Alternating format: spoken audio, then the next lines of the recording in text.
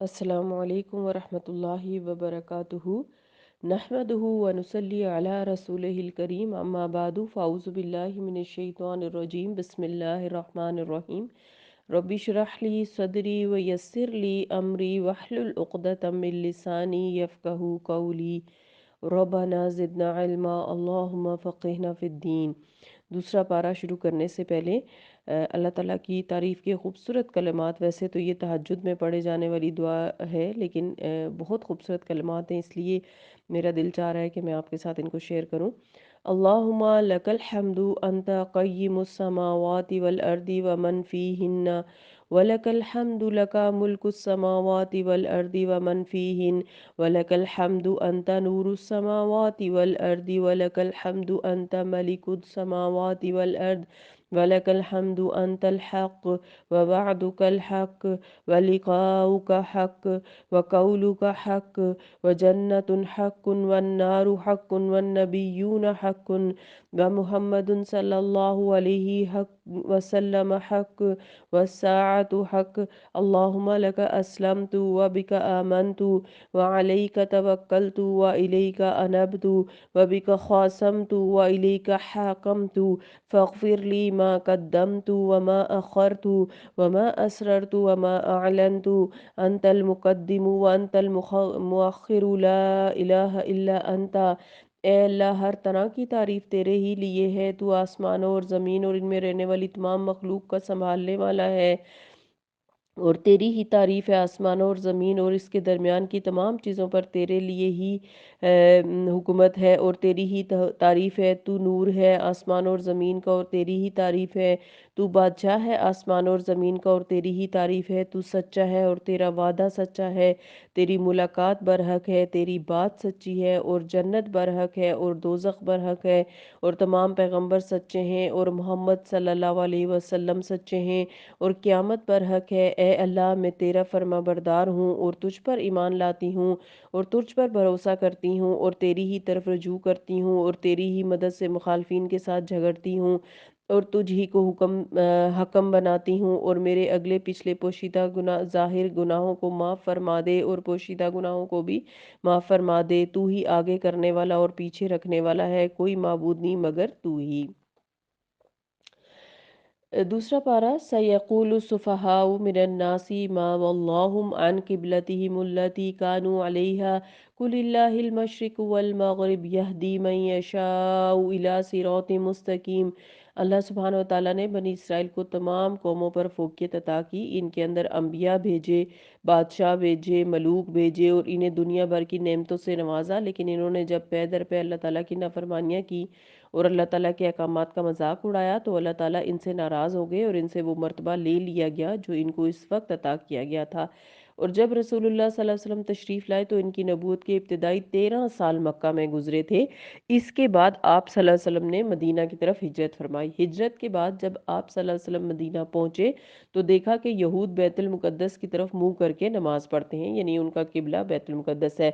अल्लाह ताला ने मुसलमानों को भी यही हुक्म दिया कि वो फ़िलहाल इसी किबले को यानी बैतुल मुक़द्दस को फॉलो करें।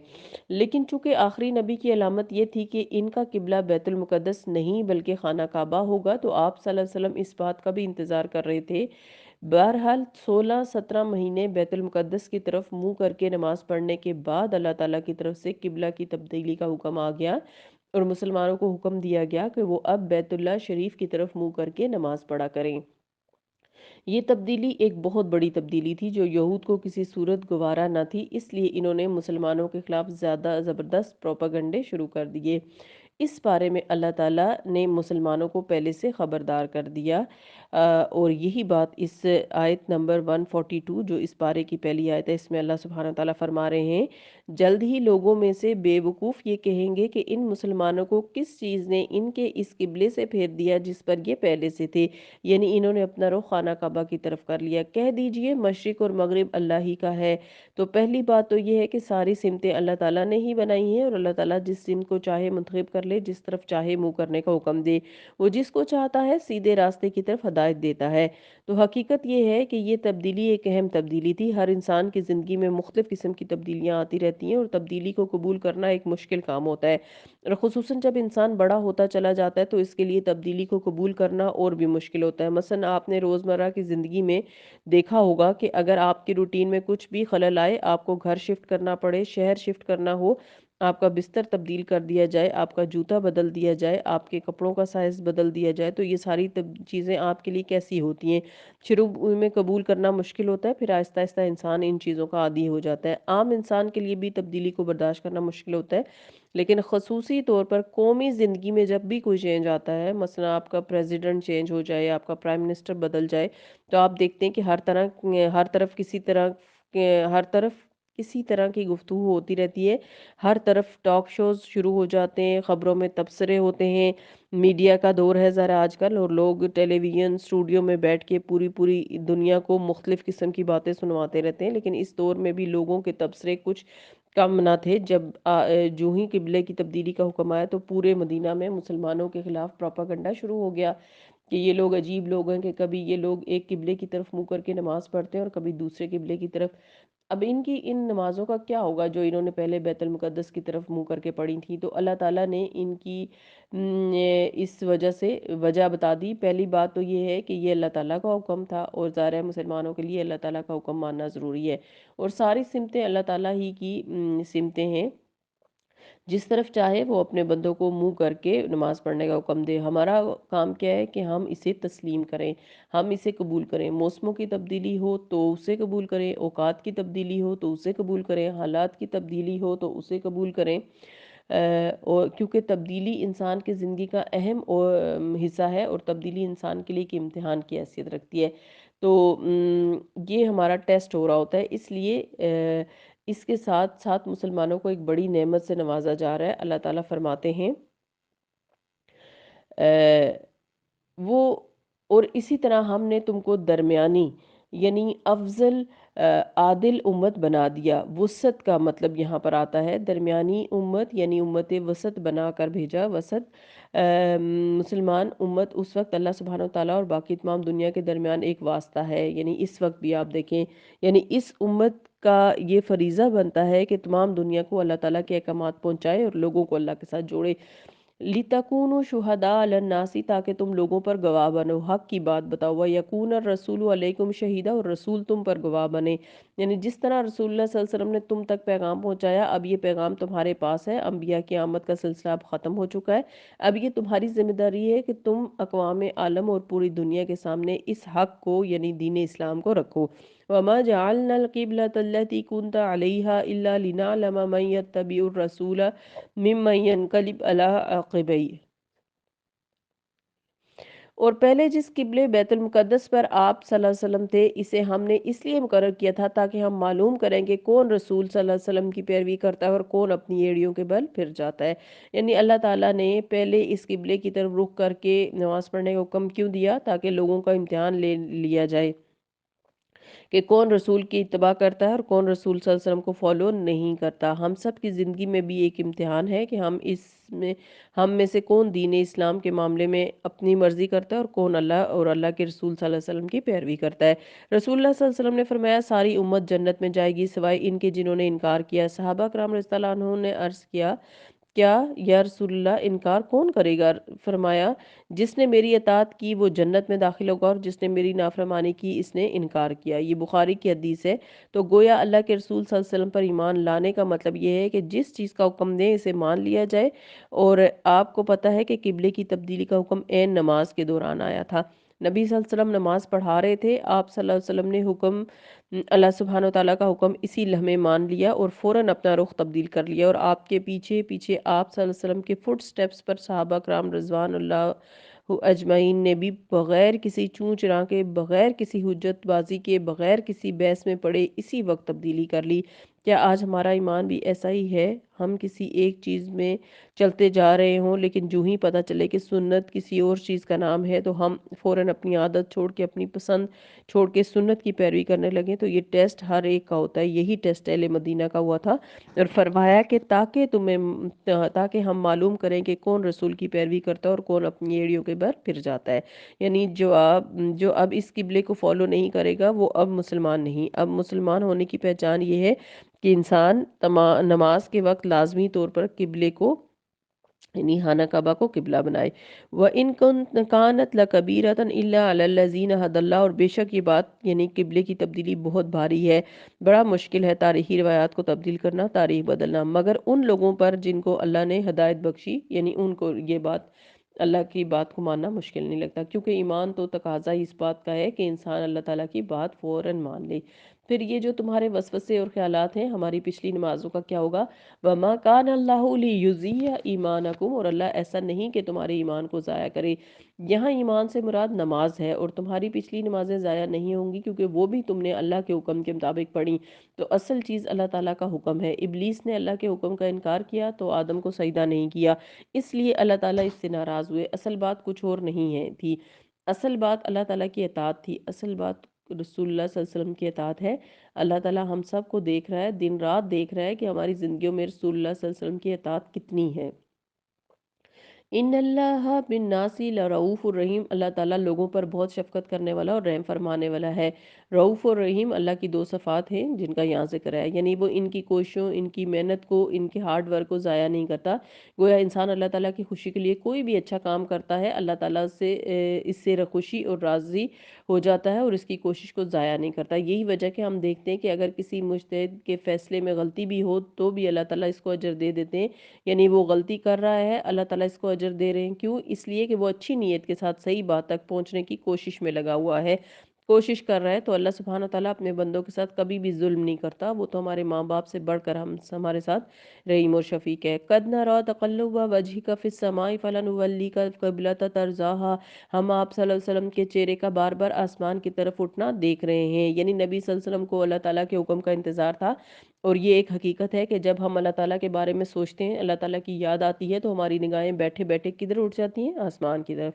یہ بالکل قدرتی بات ہے کہ جو ہی اللہ تعالیٰ سے بات کرنے کا دل چاہتا ہے تو نگاہیں بس اوپر ہی کو اٹھ جاتی ہیں، کیونکہ اللہ تعالیٰ اوپر ہیں اپنے عرش پر، اللہ تعالیٰ ہر چیز میں نہیں، ہر جگہ نہیں، لہٰذا نبی صلی اللہ علیہ وسلم اللہ تعالیٰ کے حکم کا انتظار کرتے ہوئے اوپر دیکھ رہے تھے۔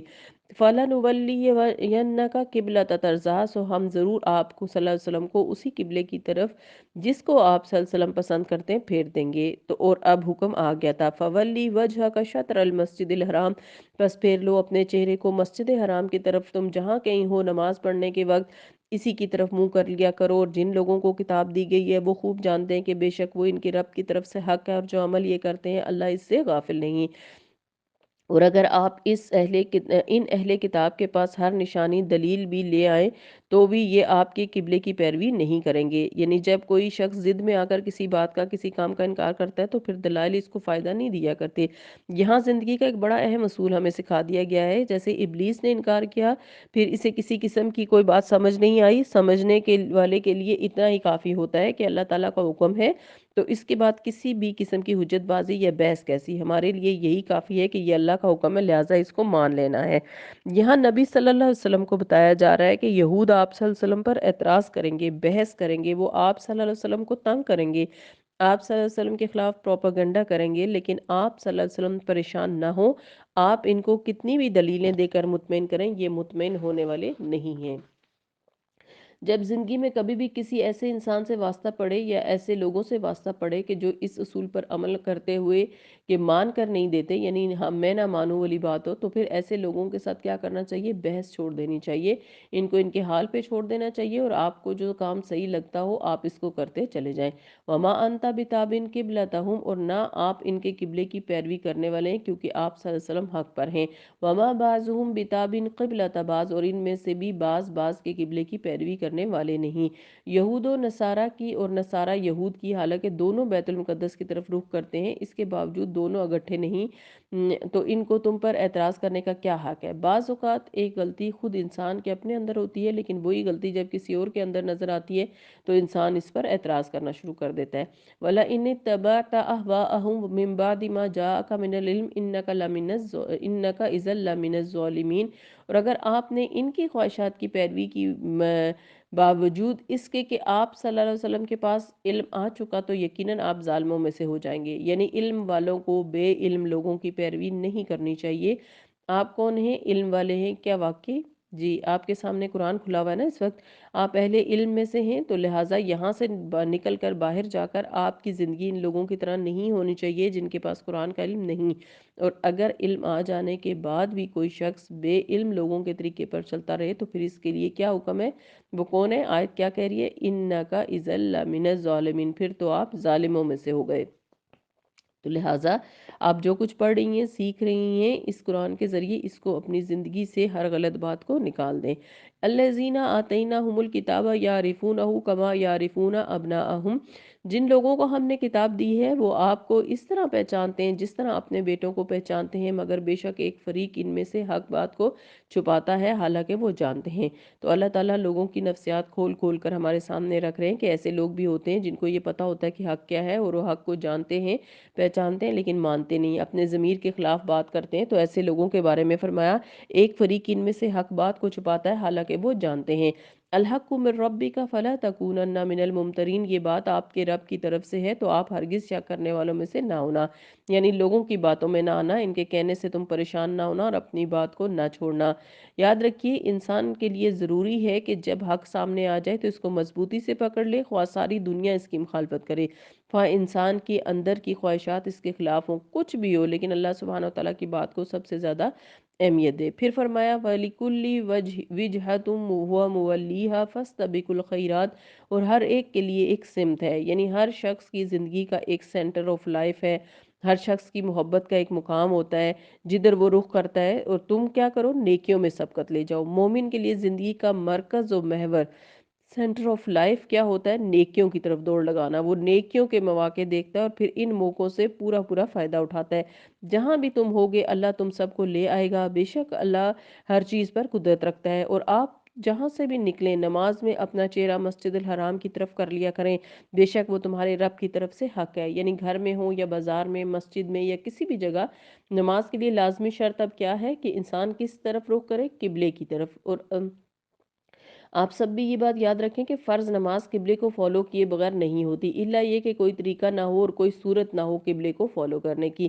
کوئی صورت نہ ہو سے کیا مراد ہے؟ مثلا آپ جہاز میں اور آپ کے پاس اتنی سیٹ ہے کہ نہ آپ دائیں موڑ سکتے ہیں نہ بائیں، آپ کو اسی پر بیٹھ کر نماز وقت پر ادا کرنی ہے، تو اب کیا ہوگا؟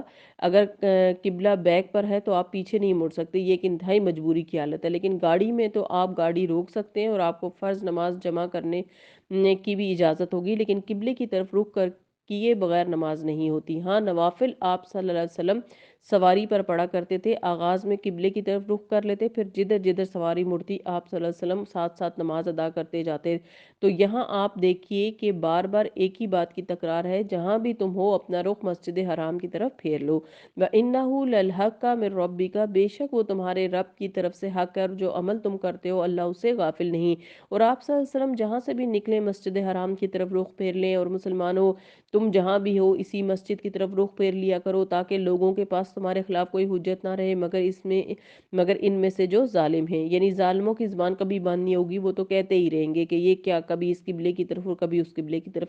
اس لیے یاد رکھیے زندگی میں آپ کتنے بھی اچھے بن جائیں، نیک بن جائیں، کتنے ہی بہترین کام کریں، لیکن آپ کی زندگی میں کچھ لوگ ایسے ضرور رہیں گے جو ہر حال میں آپ پر نکتہ چینی کریں گے، ہر حال میں آپ کی مخالفت کریں گے، ہر حال میں آپ کے پیچھے پڑے رہیں گے۔ ایسے لوگوں کی باتوں سے کبھی بھی پریشان نہ ہو، نہ ان سے دل تنگ ہو، اور صرف سنی انسنی کر دیا کریں، اور وہ کیا کریں جو اللہ تعالیٰ اور ان کے رسول صلی اللہ علیہ وسلم کا حکم ہے۔ اس کے بغیر آپ اللہ تعالیٰ کی اطاعت نہیں کر سکتے۔ ایسے لوگ دراصل ہمارا امتحان ہوتے ہیں، اور اللہ تعالیٰ ہمیں کھنگال کے دیکھنا چاہتے ہیں کہ کیا واقعی ہم کوئی کام اللہ تعالیٰ کے لیے کر رہے ہیں یا لوگوں کے لیے کر رہے ہیں۔ تو فرمایا جو ظالم ہیں ان کی زبان بند نہیں ہوگی، وہ تو آپ پر تنقید کرتے چلے جائیں گے۔ فلا تخشوہم وخشونی، تو ان سے نہ ڈرو، مجھ ہی سے ڈرو، لوگوں سے نہیں ڈرو، اللہ تعالیٰ سے ڈرو۔ یہ اہم قاعدہ ہے، اہم ترین نکات میں سے جو آپ نے اس بارے میں اپنے لیے لکھنے ہیں کہ مجھے لوگوں سے نہیں ڈرنا، مجھے صرف اللہ سے ڈرنا ہے۔ یہ ایمان کی علامت ہے۔ ایمان اس وقت تک مکمل نہیں ہوتا جب تک ہماری محبت، ہمارا خوف، ہماری رغبت اللہ تعالیٰ کے لیے نہ ہو جائے۔ رسول اللہ صلی اللہ علیہ وسلم نے فرمایا 3 چیزیں نجات دینے والی ہیں، جن میں سے ایک چھپے اور ظاہر اللہ کی خشیت ہے، یعنی سب کے سامنے بھی اللہ تعالیٰ سے ڈرنا، چھپ کے بھی جب کوئی دیکھنے والا نہیں، شیطانی کام نہیں کرنے، اللہ تعالیٰ ہی کے ڈر سے اپنی زبان، ہاتھ، ہر چیز کو روک لینا۔ اللہ تعالیٰ سے کس طرح ڈرا جائے؟ رسول اللہ صلی اللہ علیہ وسلم نے فرمایا تم اللہ سے اس طرح ڈرو گویا کہ تم اللہ کو دیکھ رہے ہو، اگر یہ مرتبہ حاصل نہ ہو تو کم از کم اتنا یقین رکھو کہ اللہ تم کو دیکھ رہا ہے۔ یہ صحیح مسلم کی حدیث ہے۔ مثلا اگر آپ کوئی غلط کام کر رہے ہیں اور اتنے میں امی آ جائیں یا ٹیچر آ جائیں تو کیا حال ہوتا ہے؟ ہاتھ پاؤں کانپنے لگتے ہیں۔ کبھی آپ کے ساتھ بھی بچپن میں ایسا ہوا ہوگا اور آپ نے دیکھا ہوگا کہ جب کوئی رنگے ہاتھوں پکڑا جاتا ہے تو اس کے خوف کا کیا عالم ہوتا ہے، لیکن اللہ سبحانہ و تعالیٰ سے ہم کبھی بھی ایسا نہیں ڈرتے۔ تو اپنے اندر ایسی خشیت پیدا کرنی ہے، اور اگر ہے نہیں تو اپنے اوپر ہمیں طاری کرنی ہوگی۔ اے اللہ مجھے آپ سے ڈر لگتا ہے کہ میں آپ کی نافرمانی کروں، اور کوشش کے باوجود اگر یہ نہ کر پاؤں تو اللہ تعالیٰ سے ایسا ڈرو کہ تم اللہ تعالیٰ کو دیکھ رہے ہو۔ تو پھر کم از کم اتنا یقین ضرور رکھنا چاہیے کہ اللہ تم کو دیکھ رہا ہے، اور یہ چھوٹا درجہ ہے۔ اور دوسری طرف کیا ہے؟ لوگوں سے ہمیں نہیں ڈرنا انشاءاللہ تعالیٰ۔ رسول اللہ صلی اللہ علیہ وسلم نے فرمایا لوگوں کی ہیبت تم میں سے کسی کو حق بات کہنے سے نہ روکے جبکہ وہ خود اس سے دیکھ لے، یہ مشاہدہ کر لے کہ یا سن لے۔ مسند احمد کی روایت ہے، یعنی لوگوں کا ڈر تمہیں حق بات کہنے سے نہ روکے، اور انسان جس چیز کو حق سمجھتا ہے اسی کو بیان کرے، لوگوں کے ڈر سے اپنی گواہی تبدیل نہ کرے۔ ولی اتم نعمتی علیکم ولعلکم تہتدون، اور تاکہ میں تم پر اپنی نعمت تمام کروں اور تاکہ تم ہدایت پا جاؤ۔ جس طرح ہم تمہارے اندر تمہیں میں سے ایک رسول، یعنی جس طرح ہم نے تمہارے اندر تمہیں میں سے ایک رسول بھیجا جو تم پر ہماری آیات تلاوت کرتا ہے اور تمہارا تزکیہ کرتا ہے اور تمہیں کتاب اور حکمت کی تعلیم دیتا ہے اور وہ سکھاتا ہے جو تم پہلے علم نہیں رکھتے تھے۔ فَاذْكُرُونِي أَذْكُرْكُمْ وَاشْكُرُوا لِي وَلَا تَكْفُرُونَ، پس تم میرا ذکر کرو میں تمہارا ذکر کروں گا، اور میرا شکر ادا کرتے رہنا اور میری ناشکری نہ کرنا۔ تو ذرا غور کریں کہ کتنا بڑا فائدہ ہے ذکر کرنے کا، کیا زبردست فائدہ ہے اللہ تعالیٰ کو یاد کرنے کا، کہ اللہ تعالیٰ آپ کو بھی یاد کرتے رہیں گے۔ انسانوں کے ساتھ جب ہم معاملہ کرتے ہیں تو جس انسان کو ہم یاد کرتے ہیں ہمارا کیا دل چاہتا ہے کہ وہ بھی ہمیں یاد کرے۔ مثلا آپ کسی کو کال کرتے ہیں تو آپ کا دل چاہتا ہے کہ اگر مس کال ہو جائے تو وہ کال بیک واپس کرے۔ آپ کون سی مس کال پر کال بیک کرتے ہیں؟ ہر ایک کی تو نہیں کرتے ہیں نا، صرف اسے جسے آپ یاد کرتے ہیں، جس سے آپ بات کرنا چاہتے ہیں اسی کی کال پر آپ واپس کال بیک کرتے ہیں، ورنہ آپ اگنور کرتے ہیں۔ جب آپ میسج کرتے ہیں تو آپ کا دل کیا چاہتا ہے کہ میسج کا جواب آئے، آپ ای میل کرتے ہیں تو آپ کا دل چاہتا ہے کہ ای میل کا جواب آئے۔ عام روزمرہ زندگی میں یہ انسان کی ایک فطری خواہش ہوتی ہے کہ جس سے وہ محبت کرتا ہے چاہتا ہے کہ وہ بھی اس سے واپس محبت کرے اور اس کی محبت کا جواب محبت سے دے۔ لیکن کیا انسانوں میں سے کوئی انسان ایسا ملا ہے آپ کو آج تک جو یہ سب کچھ کرے آپ کے لیے؟ نہیں مل سکتا نا۔ کیوں نہیں کر سکتا ایسا؟ کہ انسان ہے، انسان کو کیا پتا، ایک انسان کو کیا پتا کہ دوسرا اس کو یاد کر رہا ہے۔ تو ہر انسان سے کبھی نہ کبھی آپ کو ضرور مایوسی ہو جاتی ہے، لیکن ایک ہستی ایسی ہے جس سے آپ کو کبھی بھی مایوسی نہیں ہو سکتی، اور جس کو یاد کرتے ہی وہ آپ کو یاد کرنے لگتا ہے، جس کو آپ یاد کریں وہ فوراً آپ کو یاد کرے۔ وہ کون ہے؟ فَاذْكُرُونِي أَذْكُرْكُمْ، اس سے سچی بات اور کسی کی ہو نہیں سکتی۔ نبی صلی اللہ علیہ وسلم نے فرمایا اللہ تبارک و تعالیٰ فرماتے ہیں اے ابن آدم جب تم اکیلے میں میرا ذکر کرتے ہو تو میں اکیلے میں تمہارا ذکر کرتا ہوں، اور جب تم مجلس میں میرا ذکر کرتے ہو تو میں تمہارا ذکر اس سے بہتر مجلس میں کرتا ہوں جس میں تم میرا ذکر کرتے ہو۔ اس سلسلۃ الصحیحہ کی حدیث ہے۔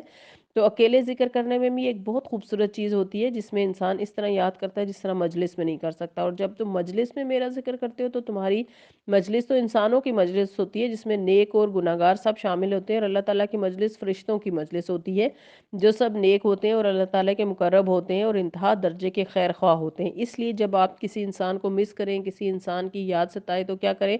فوراً اللہ تعالیٰ کو یاد کر لیا کریں۔ اللہ سبحانہ و تعالیٰ آپ کے دل کو اطمینان سے بھر دے گا۔ اور پھر اس میں دیکھیے کہ یاد کرنا اور ذکر کرنا صرف یہ نہیں ہوتا کہ آپ صرف تسبیح اٹھائیں اور دھیان ادھر ادھر اور تسبیح کرتے جائیں، اس میں ذکر کی بات ہو رہی ہے کہ چلیے مطلب آپ کی زبان ہل رہی ہے اور آدھا ذکر ہے، اور ذکر کا مقام کہاں ہے؟ یعنی دل ہی دل میں، یعنی آپ ابھی ذکر کر رہے تھے، بیچ میں کوئی اور بات شروع ہو گئی اور آپ بھول گئے.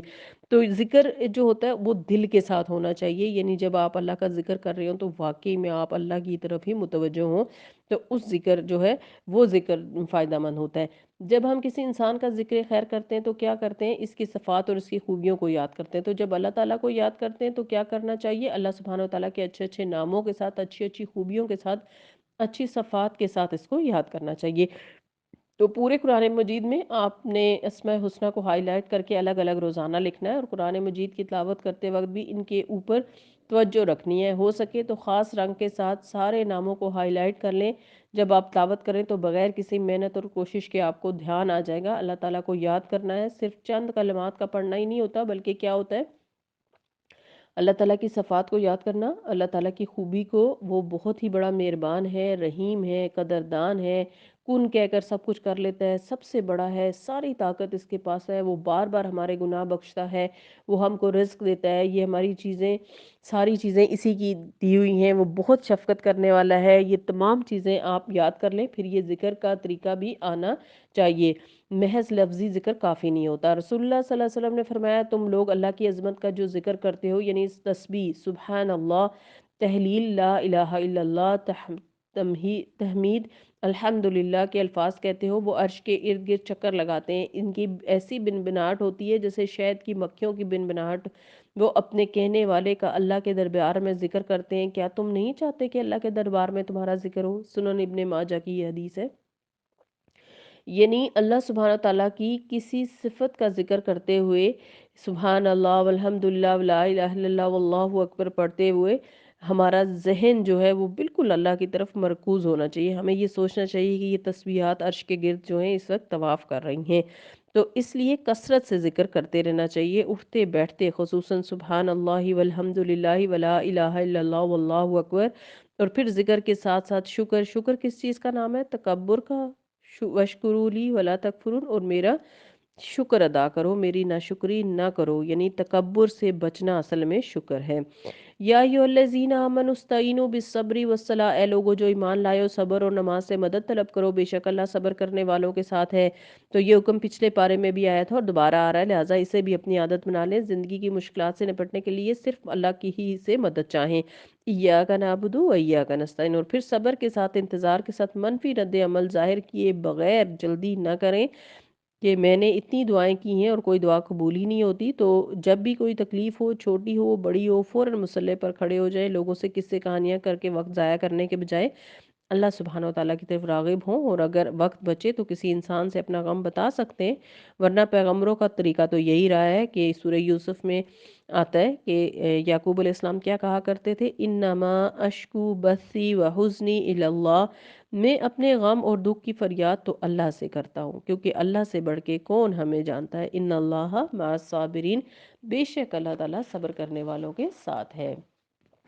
اور جو لوگ اللہ کی راہ میں مارے جائیں، ان کے بارے میں یہ نہ کہو کہ وہ مردہ ہیں، بلکہ وہ زندہ ہیں. یعنی مرنے کے بعد انہیں ایک اور زندگی مل جاتی ہے، لیکن یاد رکھیں کہ وہ زندگی اس زندگی سے بہتر ہے جو ہم گزار رہے ہیں. وہ ایک الگ جگہ کی زندگی ہے. وہ دنیا میں گھوم پھر نہیں رہے، ان کی روحیں یہاں نہیں بھٹک رہی، وہ جنت میں ہیں، لیکن تم کو اس کا شعور نہیں. اور ہم ضرور تم کو آزمائیں گے، بھوک، خوف، مال، جانوں اور پھلوں کے نقصان سے. وَلَنَبْلُوَنَّكُمْ، اور ہم ضرور تم کو آزمائیں گے. تو یہ کس کو کہا جا رہا ہے؟ مجھے بھی کہا جا رہا ہے، آپ کو بھی. اور یہ ضرور ہوگا، وَلَنَبْلُوَنَّكُمْ، ضرور آزمائیں گے تم کو. امتحان تو ضرور ہوگا، ہر شخص کا ہوگا.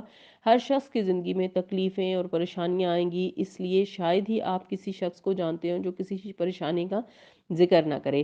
آپ کسی کے پاس بیٹھ جائیں، تھوڑی دیر میں ہی اپنے غم اور تکلیف کی داستان ضرور آپ کو سنانے بیٹھ جائے گا. کیونکہ اللہ تعالیٰ نے وعدہ کیا ہے نا کہ یہ تو ہو کر رہے گا، تو وہ ضرور آزمائے گا تمہیں خوف سے. یعنی دشمن کا خوف ہو سکتا ہے، موت کا خوف ہو سکتا ہے، بیماری کا خوف ہو سکتا ہے، بھوک سے. یعنی کبھی تو مال ہو سکتا ہے نا کہ آپ کو شدید بھوک لگی اور کھانے کو کچھ نہ ہو. مال کی کمی ہو سکتی ہے، جو آپ نے کاروبار میں پیسہ لگایا یا کسی کو دیا وہ واپس نہیں مل رہا. جانوں کی کمی، یعنی کوئی پیارے مر سکتے ہیں ہمارے، بیماریاں آ سکتی ہیں اور آتی ہیں. کوئی شخص بھی آج کل صحت مند نہیں ہے. اور پھلوں کی کمی، माल और आमदनी में कमी, ऐसे में किसके लिए खुशखबरी है? क्या सिर्फ शिकवा शिकायत करने वालों के लिए, उन लोगों को अपने गमों की दास्तानें सुनाने वालों के लिए, या सब्र और सलात के जरिए मदद मांगने वालों के लिए? तो वो बशिर साबरीन, अल्लाह फरमाते हैं तो सब्र करने वालों को खुशखबरी दे दीजिए। यानी जो अल्लाह ताला से मदद मांगते हैं, जो अल्लाह ताला के बारे में बुरा गुमान नहीं करते और पुरुमीद रहते हैं, शुक्रगुजार रहते हैं। दो अल्फाज हमेशा याद रखिए, शुक्रगुजारी और उम्मीद, बीइंग होपफुल एंड ग्रेटफुल। मुस्तकबिल के बारे में पुरुमीद और माजी के बारे में शुक्रगुजार। जब कोई तकलीफ आती है तो उस वक्त सोचते हैं कि ए अल्लाह, तूने हमें इतने दिन अच्छे हाल में भी रखा। तो तकलीफ ख़त्म हो जाती है, इनके दिल की हालत बदल जाती है। याद रखिए, बाज़ औक़ात ज़ाहिरी हालात नहीं बदलते, लेकिन आपके अंदर एक ठंडक होती है। मसलन उस वक्त मैं जहाँ बैठी हूँ, यहाँ कोई पंखा भी नहीं है और शदीद गर्मी है, यानी ज़ाहिरी जिस्म को गर्मी लग रही है, लेकिन अंदर क्या है? ठंडक है। क्यों? किस चीज़ की ठंडक है? कुरान पढ़ने की। और जबकि आप कुरान पढ़ रहे हों और सबके साथ मिलकर बैठे हों और कुरान पढ़ रहे हों, पढ़ा रहे हों, सिखा रहे हों, तो उससे एक दिल के अंदर अजीब सी कैफियत होती है, क्योंकि ऐसी मजलिस को फरिश्ते आसमानों तक ढांप लेते हैं। यानी इनके ऊपर एक बादल सा होता है, एक के पर एक फरिश्ते, इसी तरह यानी एक के ऊपर एक फरिश्ता होता है और इसी तरह वो आसमान तक चले जाते हैं और फिर अल्लाह सुब्हान व तआला के पास जाकर फिर इनकी अच्छी गवाही देते हैं और इनकी बख्शिश का वादा करते हैं। तो इब्राहिम अलैहिस्सलाम को जब आग में फेंका गया था तो बज़ाहिर क्या था? कहाँ थे वो? आग में थे, और अंदर क्या था? ठंडक थी। तो अगर आप शदीद गर्मी में और आपके पास पंखा नहीं है, या शदीद सर्दी में और आपके पास हीटर नहीं है, तो लेकिन आप उस वक्त दीन के काम के लिए बैठे हुए हैं या किसी नेक काम के लिए बैठे हुए हैं, तो आपके दिल में वो नेकी की ठंडक महसूस होगी और या नेकी की गरमाइश होगी, जिससे आप मुतमईन हो जाएंगे। तो बहरहाल, जब इब्राहिम अलैहिस्सलाम को आग में फेंका गया था तो बज़ाहिर तो वो आग थी, लेकिन अंदर क्या थी? ठंडक थी। तो या नारू कूनी बरदम व सलामन अला इब्राहिम। तो असल चीज़ क्या है? बाहर की नहीं होती, असल चीज़ अंदर का इत्मीनान होता है। जो इंसान के अंदर हो, वही उसकी फीलिंग्स होती हैं। अल्लज़ीना इज़ा असौबतहुम मुसीबा, ये है, ये वो सब्र करने वाले लोग हैं जब इन्हें कोई मुसीबत पहुंचती है। क़ालू इन्ना लिल्लाहि व इन्ना इलैहि राजिऊन, फ़ौरन इनकी सोच कहीं और चली जाती है। वो कहते हैं कि बेशक हम तो अल्लाह ही के लिए हैं और बेशक हम उसी की तरफ लौट कर जाने वाले हैं। यानी अगर कोई इंसान चला गया, या माल चला गया, या बिजली चली गई, या कोई चीज़ भी हमसे जुदा हो गई, तो हम भी यहाँ कौन सा हमेशा रहें, बैठे रहने वाले हैं? हमें भी तो जाना है अल्लाह की तरफ। तो इसलिए उस वक्त फ़ौरन मुख्तलिफ तरह के तबसरे करने के बजाय हम सब भी चूँकि मोमिन हैं, तो हमें क्या कहना चाहिए? इन्ना लिल्लाहि व इन्ना इलैहि राजिऊन। तो आपने ये बात हमेशा याद रखनी है कि अब आपके घर में अचानक बिजली चली जाती है, कोई चीज़ गिर के टूट जाती है, किसी के एक्सीडेंट की खबर आती है, किसी के मौत की खबर आती है, आपकी कोई चीज़ गुम हो जाती है, इन सारी बातों के को सुनते ही आपका पहला रिएक्शन क्या होना चाहिए? इन्ना लिल्लाहि व इन्ना इलैहि राजिऊन, इंशाअल्लाह ताला। उलाइका अलैहिम सलावातु मिर रब्बिहिम व रहमतुम व उलाइका हुमुल मुहतदून। यही वो लोग हैं जिन पर इनके रब की तरफ से नवाज़िशें और रहमत है, और यही लोग हिदायत याफ्ता हैं। मुहतदून हिदायत याफ्ता हैं। इन्न सफ़ा वल मरवा मिन शाइरिल्लाहि, बेशक सफ़ा और मरवा अल्लाह की निशानियों में से हैं। यहाँ हज़रत हाजरा का किस्सा बयान किया जा रहा है। ऐसी खातून जिन्होंने सब्र की इंतहा कर दी, वो हकीकी मानों में सब्र की अमली तस्वीर थी। अल्लाह सुब्हानहू तआला ने उन्हें दुनिया में ही इतने बड़े इनाम से नवाजा कि बिल्कुल बेआबो बेयां आबादी में इन्हें जमजम अता किया। जिन पहाड़ियों पर वो पानी की तलाश में दौड़ी थी, अल्लाह ताला ने अहले ईमान में से हज और उम्रा करने वालों के लिए दोनों पहाड़ियों के दरमियान सही लाजिम करार दे दी कि जो भी हज और उम्रा को जाए, वहाँ सईदा हाजरा के तरीके की पैरवी करते हुए दौड़े। बेशक सफ़ा और मरवा अल्लाह की निशानियों में से हैं, तो जो कोई बैतुल्लाह का हज या उम्रा करे, इस पर कुछ गुनाह नहीं कि दोनों का तवाफ़ करे। और जो कोई खुशी से नेकी करे तो अल्लाह का दरदान खूब इल्म रखने वाला है। इब्ने अब्बास रज़ियल्लाहु अन्हुमा ने बयान किया कि जब इब्राहीम अलैहिस्सलाम और उनकी बीवी सारा अलैहिस्सलाम के दरमियान जो कुछ होना था वो हुआ, तो आप इस्माइल और उनकी वालदा हाजरा अलैहिस्सलाम को लेकर निकले। इनके साथ एक मशकीज़ा था जिसमें पानी था। इस्माइल अलैहिस्सलाम की वालदा इसी मशकीज़े का पानी पीती रहीं और अपना दूध अपने बच्चे को पिलाती रहीं। जब इब्राहीम अलैहिस्सलाम मक्का पहुंचे तो इन्हें एक बड़े दरख्त के पास ठहराकर अपने घर वापस जाने लगे। इस्माइल अलैहिस्सलाम की वालदा इनके पीछे पीछे आईं। जब मकाम कदा पर पहुंचे तो इन्होंने पीछे से आवाज़ दी कि ए इब्राहिम, हमें किसके पास छोड़कर जा रहे हो? उन्होंने फरमाया, अल्लाह के। हाजरा अलैहिस्सलाम ने कहा, रज़ीतु बिल्लाहि, फिर मैं अल्लाह से राज़ी हूँ। बयान किया किया कि फिर हज़रत हाजरा अपनी जगह पर वापस चली आईं और इसी मशक़े से पानी पीती रहीं और अपने बच्चे को दूध पिलाती रहीं। बुखारी की ये हदीस है। तो सोचिए, वहाँ रात भी थी, अंधेरा भी था, जंगल भी नहीं कि कोई और जानवर भी सांस लेता हो, वहाँ कुछ भी नहीं। पूछा, किसके पास छोड़ के जा रहे हो? कहा, अल्लाह के पास। तो हाजरा ने आगे से कोई शिकवा शिकायत नहीं की, बल्कि कहा, रज़ी तो बिल्लाही, मैं अल्लाह से राज़ी हूँ। और कहा जाता है कि हज़रत हाजरा वापस अपनी जगह पर आ गई, इसी मशकीज़े से पानी पीती रहीं और बच्चे को दूध पिलाती रहीं। फिर एक वक्त आया कि पानी ख़त्म हो गया और बच्चा भूख और प्यास से तड़पने लगा, तो वो पानी की तलाश करते हुए सफ़ा और मरवा के दरमियान दौड़ी, क्योंकि ऊंची जगह से देखना चाहती थी कि शायद आसपास कोई पानी की जगह हो, बच्चे के लिए पानी ले आए। सोचिए कि किसी वक्त के मसलन कोई आपको रात के वक्त किसी पार्क में छोटे बच्चे के साथ तन्हा छोड़ दे, कैसा रद्द-ए-अमल होगा आपका? चीखें मारकर रोना धोना और इधर उधर भाग निकलना। लेकिन हज़रत हाजरा को पता था कि मेरे शोहर अल्लाह ताला के दोस्त हैं और वो अल्लाह की मर्जी, हुक्म और फैसले के बगैर कोई काम नहीं करते। ज़िंदगी में बहुत बार ऐसा होता है कि हम ऐसे ही तन्हा छोड़ दिए जाते हैं। हर शख्स इस बात का ज़ाती तौर पर एक्सपीरियंस रखता है और इससे मुशाहिदा भी होता है कि बाज़ मुश्किलात ऐसी होती हैं जिनमें इंसान हज़रत हाजरा की तरह तो नहीं, लेकिन इनसे कम दर्जे में तन्हा छोड़ दिया जाता है। कोई भी पास नहीं होता। तो क्या करना चाहिए ऐसे मौके पर? बाज़ औक़ात अपने प्यारे दुनिया से चले जाते हैं, एक के बाद एक फ़ौत हो जाता है। मसलन कोई आकर मुझे कहता है कि मेरे वालिद की डेथ हो गई, फिर मेरे शौहर की हो गई, फिर मेरा एक भी बच्चा था, इसकी भी हो गई। जब आप किसी का भी ऐसा वाक़या या किस्सा सुनते हैं, तो आप पर क्या गुज़रती है? यार, अब ये बंदा जी कैसे रहा है? इसके सारे प्यारे इसको छोड़ गए। और बाज़ औक़ात प्यारे दुनिया में होते हैं, फिर भी छोड़ जाते हैं। हर शख्स को किसी न किसी तरह तजर्बा हुआ होगा, तो जिस चीज़ से मोहब्बत रखता है इंसान, वो चीज़ इसको छोड़ के चली जाती है। तो ऐसे में क्या करना चाहिए? इस सूरत हाल से कैसे निपटना चाहिए? ऐसे हालात में हमारा कैसा रिएक्शन होना चाहिए? रज़ीतु बिल्लाहि रब्बन, यानी मैं अल्लाह से राज़ी हूँ, हस्बी अल्लाह व नेमल वकील, मेरे लिए तो बस अल्लाह ही काफ़ी है। हमें भी यही कहना चाहिए। और अगर कोई मेरा नुक्ता नज़र नहीं समझ रहा, तो कोई बात नहीं, मेरा रब तो जानता है कि मैं सच बोल रही हूँ, मेरा रब तो जानता है जो कुछ मैं कर रही हूँ वो दुरुस्त है। इसलिए हज़रत हाजरा की ज़िंदगी भी एक बेहतरीन मिसाल है सब्र करने वालों के लिए। इसके बाद अल्लाह ताला फरमाते हैं, इन्नल लज़ीना यक्तुमूना मा अंज़लना मिनल बय्यिनाति वल हुदा मिन बादि मा बय्यन्नाहु लिन्नासि फ़िल किताब उलाइका यलअनुहुमुल्लाहु व यलअनुहुमुल लाइनून। बेशक जो लोग बेशक जो लोग हमारी वाज़िह बातों और हदायत को छुपाते हैं जो हमने नाजिल किए हैं, इसके बाद कि हमने इन लोगों के लिए अपनी किताब में खोल कर बयान कर दिया है, ऐसे लोगों पर अल्लाह लानत करता है और तमाम लानत करने वाले भी लानत करते हैं।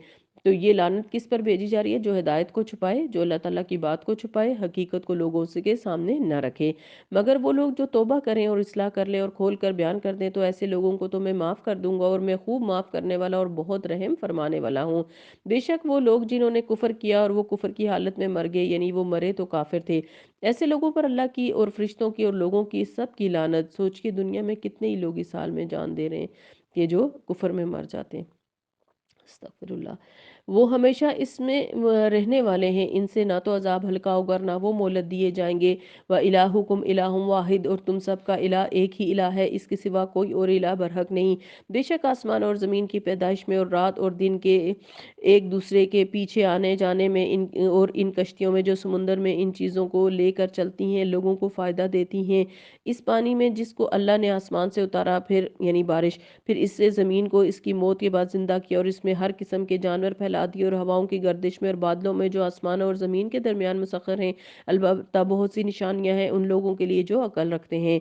यानी अल्लाह ताला के बारे में जानना चाहते हैं, अपने रब को पहचानना चाहते हो, अपने माबूद की इबादत करना चाहते हो और इसके लिए इल्म यकीनी हासिल करना चाहते हो, तो महबूद की तख्लीक को देखो कि इसने क्या कुछ पैदा किया है। अगर वो खुद नज़र नहीं आ रहा, तो हर तरफ इसकी निशानियां तो बिखरी हुई हैं, इन निशानियों से सबक हासिल करो। लेकिन कुछ लोग अल्लाह ताला की बनाई हुई निशानियों से भी मरूब नहीं होते। सूरज जो हमारी ज़मीन से 3 लाख गुना बड़ा है और मुसलसल रोशन है, कि किस वक्त इसकी लाइट ऑफ नहीं होती, हर वक्त चलता है।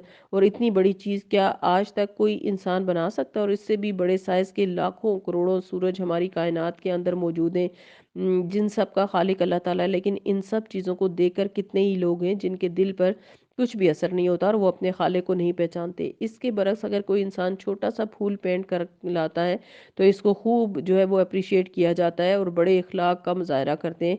ना भी पसंद हो तो तारीफ़ करते हैं कि ये आदाब और इखलाक और मैनर्स में से है कि जी इसकी तारीफ़ कीजिए। लेकिन जिसकी तारीफ़ करनी चाहिए اس کی تعریف ہی نہیں کرتے۔ دنیا کے کسی انسان کے آرٹ اور کرشمے کو دیکھ کر ہم فوراً پوچھتے ہیں کہ یہ کس نے بنایا ہے، لیکن اس بڑی کائنات کو دیکھ کر کبھی نہیں پوچھتے کہ کس نے بنایا ہے اور کون ہے وہ جو جس نے اتنی بڑی کائنات بنائی ہے۔ تو جو لوگ اللہ تعالیٰ کی نشانیوں سے کوئی سبق نہیں لیتے، ایسے لوگ غیر اللہ کی محبت میں گرفتار رہتے ہیں۔ اس لیے فرمایا وَمِنَ النَّاسِ مَن يَتَّخِذُ مِن دُونِ اللَّهِ أَندَادًا يُحِبُّونَهُمْ كَحُبِّ اللَّهِ، اور لوگوں میں سے بعض ایسے ہیں جو اللہ کے سوا اور شریک بنا لیتے ہیں اور ان سے اللہ کی سی محبت کرتے ہیں، لیکن وہ جو ایمان لائے اور وہ تو اللہ کی محبت میں سب سے شدید ہیں۔ تو اہل ایمان سب سے زیادہ اللہ تعالیٰ کو محبوب رکھتے ہیں اور یہی ایمان کی علامت ہے۔ نبی صلی اللہ علیہ وسلم نے فرمایا تم میں سے کوئی اس وقت تک مومن نہیں ہو سکتا جب تک اسے اللہ اور اس کے رسول صلی اللہ علیہ وسلم دوسروں سے سب سے زیادہ محبوب نہ ہو جائیں۔ یعنی کوئی بھی شخص مومن ہی نہیں جب تک اسے اللہ تعالیٰ اور اس کے رسول ہر چیز سے محبوب بڑھ کر محبوب نہ ہو جائیں۔ اب ہم سب اپنے اپنے ایمان کا جائزہ لیں۔ وَالَّذِينَ آمَنُوا أَشَدُّ حُبًّا لِلَّهِ، وہ جو ایمان لائے اور وہ اللہ کی محبت میں سب سے زیادہ شدید ہیں۔ اے کاش وہ لوگ جنہوں نے ظلم کیا دیکھ لیں، وہ جو عذاب کے وقت دیکھیں گے پکار اٹھیں گے قوت اللہ ہی کی ہے ساری کی ساری، اور بے شک اللہ شدید عذاب دینے والا ہے۔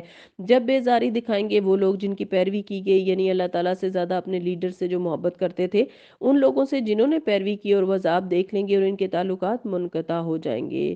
یعنی جو لوگ اس دنیا میں اللہ کے بجائے اور لوگوں کو اپنا لیڈر اور اپنا محبوب مانتے ہیں، وہ قیامت والے دن ان سے منہ بھی نہیں لگائیں گے، اور ان کی یہ بیزاری دیکھ کر پھر ان کا کیا حال ہوگا۔ یہ حال دیکھ کر جنہوں نے پیروی کی حسرت سے کہیں گے اے کاش ہمارے لیے ایک بار واپسی ہو، یعنی دنیا میں جس طرح یہ ہم سے بیزار ہو رہے ہیں ہم بھی اسی طرح ان سے بیزار ہوں، اس طرح اللہ ان کے اعمال انہیں حسرت بنا کے دکھائے گا اور وہ آگ سے نکلنے والے نہیں۔ یعنی مرنے کے بعد وہ لوگ سخت پچھتائیں گے جو دنیا میں اللہ تعالیٰ سے بڑھ کر اوروں سے محبت کرتے رہے، تو قبروں سے ہی حسرتوں کی ابتدا ہو جائے گی۔ ابو ہریرہ رضی اللہ عنہ نے بیان کیا ہے کہ نبی صلی اللہ علیہ وسلم نے فرمایا جنت میں جو بھی داخل ہوگا اسے اس کا آگ کا ٹھکانہ بھی دکھایا جائے گا، اور اگر نافرمانی کی ہوتی تو وہاں اسے جگہ ملتی تاکہ وہ اور زیادہ شکر کرے، اور جو بھی آگ میں داخل ہوگا اسے اس کا جنت کا ٹھکانہ بھی دکھایا جائے گا کہ اگر اچھے عمل کیے ہوتے تو وہاں جگہ ملتی تاکہ اس کے لیے حسرت کا باعث ہو۔ یہ صحیح بخاری کی حدیث ہے۔ تو یہ جو حسرتیں ہیں مرتے ہی شروع ہو جائیں گی نا، تو ہر شخص افسوس کرے گا پچھتائے گا، ہر شخص یہ کہے گا کہ کاش میں اس سے زیادہ اچھے کام کر لیتا۔ تو جس وقت آپ کے اندر سستی آ رہی ہو، آپ کا کوئی کام کرنے کا دل نہ چاہ رہا ہو نا، تو اس وقت کیا سوچیں یہی تو وہ وقت ہے کرنے کا۔ قبر میں جا کر تو نہیں کر سکتے نا، حشر میں تو نہیں کر سکیں گے، جنت میں تو نہیں کر سکتے، تو کیا یہ جملہ یاد رہے گا یہی وقت ہے کرنے کا۔ اٹھو اے نفس سستی چھوڑو اور جو کرنا ہے وہ کر ڈالو، اور آج کا دن بھی تمہارا دوبارہ نہیں آنے والا تمہاری زندگی میں۔ پھر فرمایا یا ایھا الناس، اے لوگو، کلوا مما فی الارض حلالا طیبا، زمین میں جو بھی حلال اور طیب چیزیں ہیں کھاؤ، اور شیطان کے قدموں کی پیروی نہ کرو، بے شک وہ تمہارا کھلا دشمن ہے، وہ تمہیں بے حیائی اور برائی کا اور اللہ کے بارے میں ان باتوں کے کہنے کا حکم دیتا ہے جو تم نہیں جانتے۔ یعنی شیطان انسان کا کھلا دشمن ہے، اور اس کی دشمنی کیا ہے کہ وہ غلط غذائی عادات یا انسان کی جو کھانے کی کمزوریاں ہیں، اور خصوصاً من پسند کھانے کی، اس کے ذریعے انسان پر حملہ آور ہوتا ہے۔ اور بعض اوقات انسان یہ نہیں دیکھتا کہ جو آ رہا ہے وہ حلال ہے یا حرام ہے، یا جو کھا رہا ہے وہ صحت کا سبب بنے گا یا نقصان کا۔ تو ان تمام غذائی عادات پر نظر ثانی کی ضرورت ہے۔ تو ہمارا رمضان کا ایک ٹارگٹ کیا ہے کہ ہمیں اپنے کھانے پینے کی عادات میں تبدیلی لانی ہے، اگر ہم چاہتے ہیں کہ شیطان سے بچیں اور ہمارا یہ دشمن ہم پر وار نہ کر سکے، تو ہمیں وہ چیزیں کھانی ہیں جس سے ہماری صحت اچھی ہو، ہمارا معدہ ٹھیک رہے اور ہم بہترین عبادت کر سکیں۔ اور جب ان لوگوں سے کہا جاتا ہے کہ جو کتاب اللہ نے نازل فرمائی ہے اس کی پیروی کرو، یعنی اللہ تعالیٰ نے قرآن مجید میں جو احکامات اتارے ہیں ان کے سامنے سر تسلیم خم کرو، تو کہتے ہیں کہ نہیں، بلکہ ہم تو اسی طریقے کی پیروی کریں گے جس پر ہم نے اپنے باپ دادا کو پایا ہے۔ تو اب آپ دیکھیے کہ جو ہی انسان قرآن مجید پڑھتا ہے مفادات کا تصادم شروع ہو جاتا ہے یعنی کانفلکٹ آف انٹرسٹ کی کیفیت شروع ہو جاتی ہے نا۔ ایک طرف قرآن ہمیں ایک چیز بتاتا ہے اور دوسری طرف ہمارا معاشرہ میں کچھ اور کرنے کو کہتا ہے۔ یہاں ہوتے ہیں تو دل کی حالت کچھ اور ہوتی ہے، یعنی قرآن کے ساتھ لگی ہوتی ہے، اور گھر جاتے ہیں تو دل کسی اور طرف مچل اٹھتا ہے۔ کبھی سوچتے ہیں کہ یہ کریں، کبھی سوچتے ہیں وہ کریں، نہ ادھر کے ہوتے ہیں نہ ادھر کے ہوتے ہیں، تذبذب میں پڑے ہوتے ہیں نا، فیصلہ ہی نہیں کر پا رہے ہوتے۔ جو قرآن مجید میں آیا ہے اس کو حق سمجھتے ہوئے بھی حق نہیں مانتے، اور پھر بالآخر تان کہاں جا کر ٹوٹتی ہے کہ ہم تو وہ کریں گے جو ہماری فیملی میں ہوتا ہے، جو ہمارے خاندانی روایات ہیں، جو ہمارے معاشرے میں ہو رہا ہے۔ لیکن یاد رکھیے کہ اگر معاشرے میں ہونے والے کام آپ کے قرآن اور آپ کے دین اور آپ کے رب کے احکامات سے مختلف ہوئے تو پھر آپ نے جس کی پیروی کی اسی کے پیچھے جائیں گے اور اسی انجام کو آپ پہنچیں گے، یعنی جس کی پیروی کریں گے اسی کے پیچھے ہوتے ہوئے اس کے پاس پہنچیں گے۔ تو سوچ لیجئے کہ آباء و اجداد کی محبت اور آباء و اجداد کے طریقے اختیار کرنے یا پھر اللہ سبحانہ وتعالیٰ کی پسند کے طریقے۔ اللہ تعالیٰ فرماتے ہیں کیا اگرچہ ان کے باپ دادا نہ کچھ عقل رکھتے ہوں اور نہ ہدایت یافتہ ہوں پھر بھی یہ انہی کی پیروی کریں گے؟ تو اب آپ سوچ لیجئے کہ آپ نے کس کو فالو کرنا ہے۔ ان لوگوں کی مثال جنہوں نے کفر کیا اس شخص کی طرح ہے جو اس چیز کو آواز دے جو پکار اور آواز کے سوا کچھ نہ سنتا ہو، یعنی انہیں بات سمجھ بھی نہیں آتی، یہ صرف ایک آواز کی طرح سنتے ہیں قرآن کو، اور یہ قرآن ان سے زیادہ ان کے دلوں میں نہیں اترتا، یہ بہرے ہیں، گونگے ہیں، اندھے ہیں کہ عقل سے کام نہیں لیتے۔ اے لوگو جو ایمان لائے ہو، کھاؤ اس میں سے جو پاکیزہ چیزیں ہم نے تم کو بطور رزق عطا کی اور اللہ کا شکر بھی ادا کرو اگر تم اسی کی عبادت کرتے ہو۔ پھر وہی حکم یہاں دہرایا گیا کہ حلال چیزیں کھاؤ، پاکیزہ چیزیں کھاؤ۔ بے شک اس نے تم پر مردار اور خون اور سور کا گوشت اور جس چیز پر اللہ کے سوا کسی اور کا نام پکارا جائے حرام کر دیا۔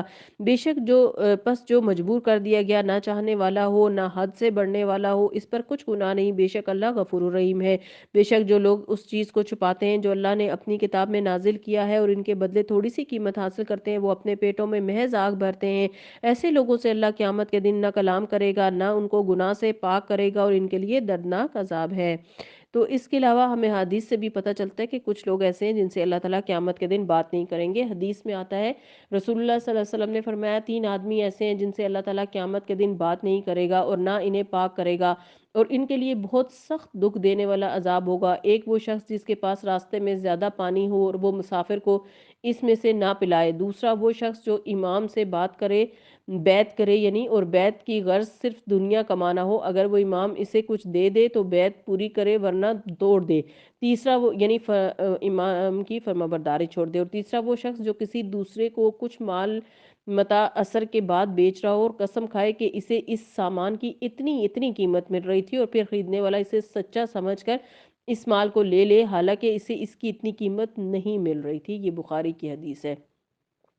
تو اب اس حدیث سے آپ کو سمجھ آیا ہوگا کہ 3 طرح کے لوگ ایسے ہیں جن کے سے اللہ تعالیٰ بات تک بھی نہیں کریں گے۔ آیت نمبر 175 یہ وہ لوگ ہیں جنہوں نے ہدایت کے بدلے گمراہی اور مغفرت کے بدلے عذاب خریدا، پس وہ آگ پر کتنا صبر کرنے والے ہیں۔ یہ اس لیے ہے کہ بے شک اللہ تعالیٰ نے کتاب حق کے ساتھ نازل فرمائی اور جن لوگوں نے اس کتاب میں اختلاف کیا وہ ضد میں حق سے دور جا پڑے۔ لیس البر ان تولوا وجوہکم قبل المشرق والمغرب، نیکی یہ نہیں کہ تم اپنا رخ مشرق اور مغرب کی طرف پھیر لو، یعنی صرف کوئی ایک سمت اختیار کرنے لگو، صرف ایک چیز کے ساتھ چمٹ جاؤ یا صرف کسی ایک ہی کام کو نیکی سمجھ لو، بلکہ نیکی تو اس کی ہے جو اللہ پر، آخرت کے دن پر، فرشتوں پر، کتابوں پر اور نبیوں پر ایمان لائے اور مال سے محبت کے باوجود اسے رشتہ داروں، یتیموں، محتاجوں، مسافروں اور سوال کرنے والوں کو اور گردنیں چھڑانے والوں کے لیے دے، یعنی اللہ کے راستے میں مال دے، اللہ تعالیٰ کی خاطر ان سب کو دیں۔ وہ نماز قائم کریں اور زکوٰۃ دیں اور پورا کرنے والے اپنے عہد کو جب وہ عہد کر لیں اور سختی اور تکلیف میں اور جنگ کے وقت صابر رہیں، یہی وہ لوگ ہیں جنہوں نے سچ کہا اور یہی وہ لوگ ہیں جو تقوی والے ہیں۔ تو یہاں نیکی کی مختلف قسمیں بتا دی گئی ہیں کہ انسان اللہ تعالیٰ کو خوش کرنے کے لیے مختلف کام کرتا رہے، یعنی صرف نماز پڑھ لینا کافی نہیں ہے، باقی سارے کام کریں گے تو ہم نیکیوں میں ہماری نیکیاں شمار ہوں گی اور پھر ہم اصل میں مومن ہوں گے۔ تو یہ نہیں کہ مثلا اگر آپ کوئی ایک کام کر رہے ہیں کہ کہیں کہ میرا لیے بس اتنا ہی کافی ہے، کوئی آپ کو اپنی مدد کے لیے بلائے تو آپ کہیں کہ نہیں نہیں میں نہیں کسی کی مدد کرتی، میں تو بس ایک کام کر رہی ہوں تو میرے لیے وہی کافی ہے، نہیں، سب کسی کو جب کسی کو آپ کی زیادہ شدت سے ضرورت ہو تو آپ اپنا کام تھوڑا پیچھے کر کے اس کی مدد ضرور کریں، ہمیشہ اس چیز کی تلاش میں رہیں کہ اس وقت کرنے کے لیے سب سے اہم کام کون سا ہے۔ فاستبقوا الخیرات، نیکیوں میں دوڑ لگائیں، ایک دوڑ یہ ہے کہ خود کر لے، ایک دوڑ یہ ہے کہ خود بھی کرے اور اوروں کو بھی اپنے ساتھ لگائیں، تو پھر نیکیاں زیادہ کیسے پھیلیں گی، ملٹی پلائی ہو جائیں گی نا، صرف خود کرنے سے یا اوروں کو بھی ترغیب دینے سے، اوروں کو بھی ساتھ لگانے سے۔ ہم میں سے کوئی بھی ایسا نہ رہے جو کسی نہ کسی کو قرآن پڑھنے کی دعوت نہ دے، بول کر لکھ کر کسی نہ کسی طرح ضرور دوسروں کو قرآن سنوائیں۔ ابھی آپ کے پاس رمضان ہے، نیکیوں کا موقع ہے، آپ جس کو بھی قرآن سنوائیں گی اور وہ قرآن سن کر کسی بھی نیکی کو اختیار کر لے گی یا ہمیشہ کے لیے قرآن کے ساتھ جڑ جائے گی، تو اس کا ہر نیک عمل آپ کے لیے بھی صدقہ جاریہ انشاءاللہ بن جائے گا۔ اس لیے سب کے ساتھ مل کر نیکیاں کریں۔ یا ایھا الذین آمنوا کتب علیکم القصاص فی القتلى الحر بالحر والعبد بالعبد والانثى بالانثى، اے لوگو جو ایمان لائے ہو، تم پر مقتولوں کے بارے میں قصاص یعنی خون کا بدلہ لینا فرض کر دیا گیا ہے۔ یعنی اگر کوئی شخص کسی کو قتل کرے تو بدلے میں اس کو قتل کیا جائے، یہ بھی اللہ تعالیٰ کا حکم ہے۔ تو اسلامی حکومت کا یہ فریضہ بنتا ہے کہ جن حکومتوں نے اس قانون کو اپنایا ہوا ہے وہاں قتل کا تناسب ان ممالک کی نسبت بہت کم ہے۔ جہاں اس قانون کو اختیار نہیں کیا گیا بلکہ ایسے ممالک میں لوگوں کا قتل بے ایمانہ طریقے سے کیا جاتا ہے اور دن بدن بڑھتا ہی چلا جا رہا ہے، انسانی جان کی کوئی وقت ہی نہیں ہے، تو اللہ سبحانہ وتعالیٰ نے مسلمانوں پر، ایمان والوں پر لازم قرار دیا ہے۔ یعنی یہ کوئی نئی بات نہیں ہے، یہ الگ بات ہے کہ ہم بحیثیت قوم اس کا انکار کر کے گناہگار ہو رہے ہیں۔ آزاد کے بدلے آزاد مارا جائے گا، غلام کے بدلے غلام اور عورت کے بدلے عورت، اور اگر قاتل کو اس کے بھائی مقتول کے ولی کی طرف سے کچھ معاف کر دیا جائے تو وہ مقتول کا ولی معروف طریقے سے پیروی کرے، یعنی دیت کا مطالبہ کرے، اور قاتل اچھے طریقے سے دیت ادا کرے، یعنی مقتول کا ولی دیت خون بہا لے کر قاتل کو قتل کرنے کے بجائے اسے معاف کر دے۔ یہ تمہارے رب کی طرف سے آسانی ہے اور مہربانی ہے، پھر جو اس کے بعد زیادتی کرے اس کے لیے المناک عذاب ہے، اور تمہارے لیے قصاص میں زندگی ہے اے عقل والو، تاکہ تم بچو۔ تم پر فرض کیا گیا ہے جب تم میں سے کسی کو موت آنے لگے تو اگر وہ کچھ مال چھوڑ جائے تو والدین اور رشتہ داروں کے لیے معروف طریقے سے وصیت کر جائے۔ اب ایک بات اس میں یہ بتائی گئی ہے کہ تمہارے لیے قصاص یعنی بدلہ لینے میں زندگی ہے عقل والو، تو زندگی کیسے ہے بدلہ لینے میں؟ عام طور پہ تو ہم یہ سمجھتے ہیں نا کہ معاف کرنے میں زندگی ہے، لیکن بدلہ لینے میں زندگی اس طرح سے ہے کہ جب قتل کرنے والے کو مارا جائے گا اور اسے سزا ملے گی تو اس سے معاشرے کے اندر قتل کا ریشو کم ہوگا، لوگوں کو یہ بات سمجھ آئے گی کہ بھئی یہاں کا قانون بڑا سخت ہے اور اگر ہم نے کوئی ایسی حرکت کی تو ہم بچ نہیں سکتے، اور اس طرح کیا ہوتا ہے جرائم کم ہوتے ہیں۔ دوسری بات جو اس آیت میں بتائی جا رہی ہے وہ کیا بتائی جا رہی ہے کہ جب یہ والا حکم آیا تھا، وراثت کا قانون اس وقت تک نہیں آیا ہوا تھا، تو اب وارثوں کے حق میں کوئی وصیت نہیں ہو سکتی۔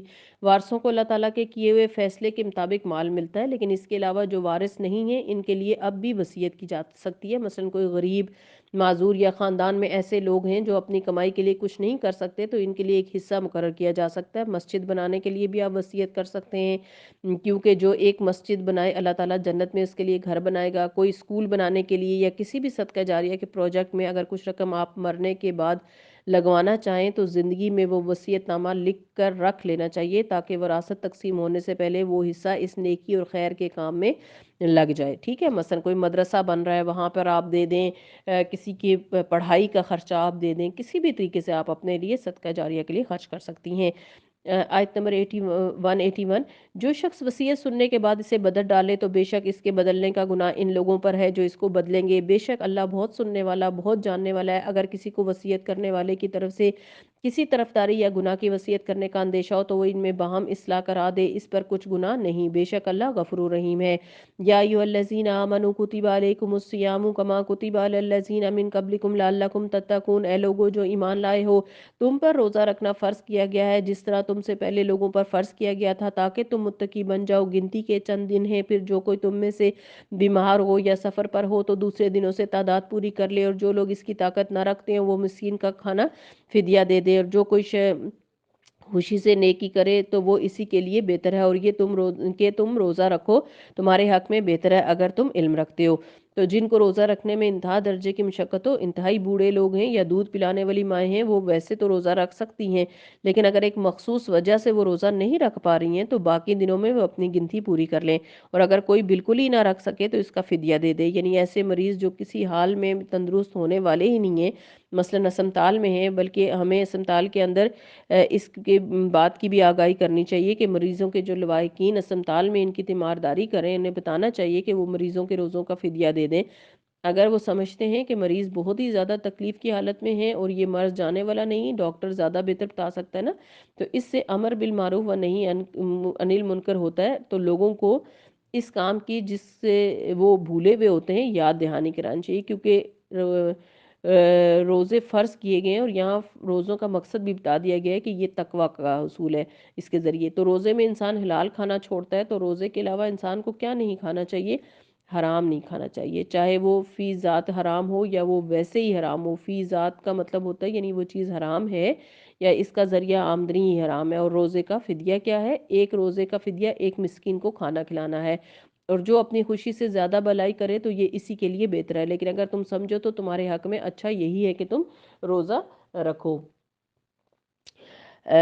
تو مریضوں کو ہسپتال میں جا کے کیوں یاد دلانا چاہیے؟ کیونکہ بیماری میں، پریشانی میں انسان کو یہ یاد ہی نہیں رہتا۔ عام طور پہ آپ نے ماحول ہاسپٹل کا دیکھا ہوگا کہ یہ رمضان ہے اور یہ روزے ہم پر بھی فرض تھے، تو اس لیے ان کو بتا دیا جائے تاکہ وہ اپنے روزوں کا فدیہ دے دیں۔ شہر رمضان الذی انزل فیہ القرآن ھدی للناس وبینات من الہدی والفرقان، رمضان کا مہینہ جس میں قرآن نازل کیا گیا ہدایت ہے لوگوں کے لیے، اور جس میں ہدایت اور حق اور باطل میں فرق کرنے والے روشن دلائل ہیں۔ اس لیے کیا ضروری ہے رمضان میں قرآن مجید سے زیادہ تعلق قائم کیا جائے، کیونکہ قرآن مجید رمضان میں اترا اور اسی وجہ سے رمضان کی اتنی اہمیت ہے۔ یعنی رمضان کے مہینے کی اہمیت کی وجہ سے قرآن کی اہمیت نہیں، بلکہ قرآن کی وجہ سے رمضان کی اہمیت ہے۔ تو جو کوئی تم میں سے اس مہینے کو پائے اسے چاہیے کہ اس کے روزے رکھے، اور جو بیمار ہو یا سفر میں ہو تو دوسرے دنوں سے تعداد پوری کرے۔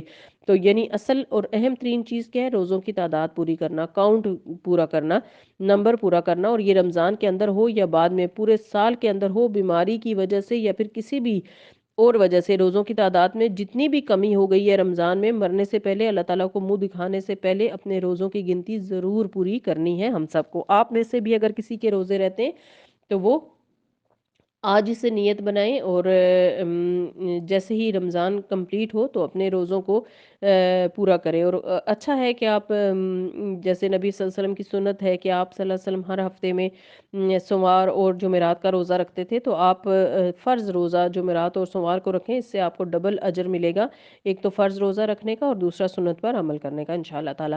اللہ تمہارے ساتھ آسانی چاہتا ہے اور وہ تنگی کا ارادہ نہیں رکھتا، اور اگر سمجھتے ہیں کہ وہ تو سینکڑوں میں سے ہیں، کئی سو روزے بنتے ہیں اور آپ ایک دم سے رکھنا بہت مشکل ہے، تو کیا کریں؟ پہلے تو فدیہ دے دیں اور آہستہ آہستہ جتنے ہو سکے رکھتے چلے جائیں۔ نیت کر لیں، سفر شروع کر دیں، پھر اگر کچھ رہ گیا تو اللہ سبحانہ وتعالیٰ معاف کر دیں گے۔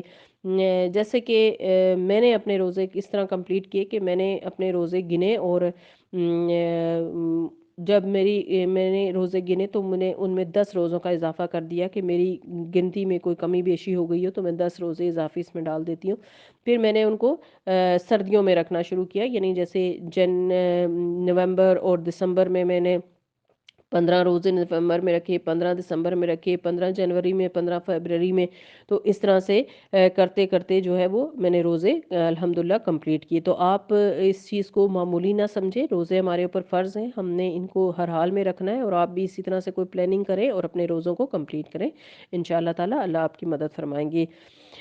وَلِتُكْمِلُوا الْعِدَّةَ وَلِتُكَبِّرُوا اللَّهَ عَلَى مَا هَدَاكُمْ وَلَعَلَّكُمْ تَشْكُرُونَ، تاکہ تم روزوں کی تعداد پوری کرو اور اللہ کی بڑائی بیان کرو اس پر کہ اس نے تم کو ہدایت بخشی، اور تاکہ تم شکر ادا کرو۔ یعنی روزے تم پر اس لیے فرض کیے گئے تاکہ تم کو نعمتوں کا شکر ادا کرنا آئے۔ اللہم اجعلنا من الشاکرین، اللہ ہمیں شکر گزاروں میں شامل فرمائے۔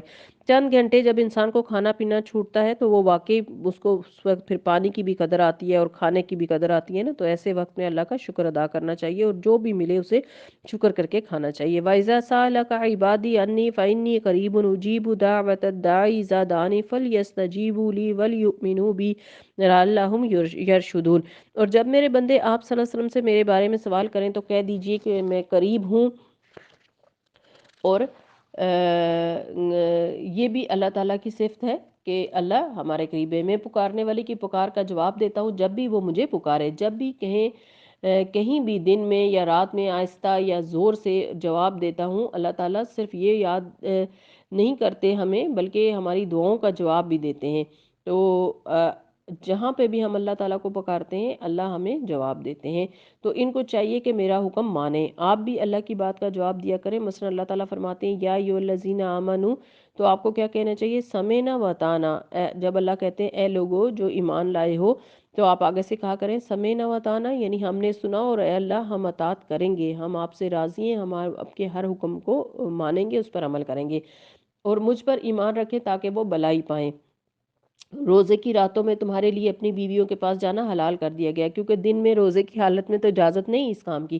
وہ تمہارے لیے لباس ہے اور تم ان کے لیے لباس ہو۔ لباس انسان کو سکون دیتا ہے، انسان کے عیب چھپاتا ہے، خوبصورت بناتا ہے۔ لباس انسان کے لیے زینت اور حفاظت، پروٹیکشن کا ذریعہ ہے۔ تو شوہر اور بیوی بھی ایک دوسرے کے لیے خوبصورتی کا ذریعہ بھی ہیں، حفاظت کا ذریعہ بھی ہیں، سکون کا ذریعہ بھی ہیں۔ علیم اللہ انکم کنتم تختانون انفسکم فتاب علیکم وعفا عنکم، اللہ نے جان لیا کہ تم اپنے نفسوں سے خیانت کر رہے تھے، یعنی راتوں کو یہ تعلق قائم کر رہے تھے، لیکن شور نہیں تھا، پتہ نہیں تھا صحابہ کو کہ یہ ہم ٹھیک کر رہے ہیں یا غلط کر رہے ہیں، تو اس نے تم پر مہربانی کی اور تم کو معاف کر دیا، پس اب تم ان سے مباشرت کرو، اللہ نے جو تمہارے لیے لکھا ہے اسے تلاش کرو اور کھاؤ اور پیو یہاں تک کہ تمہارے لیے صبح کی سفید دھاری رات کی سیاہ دھاری سے واضح ہو جائے، یعنی روزہ شروع ہونے کا وقت۔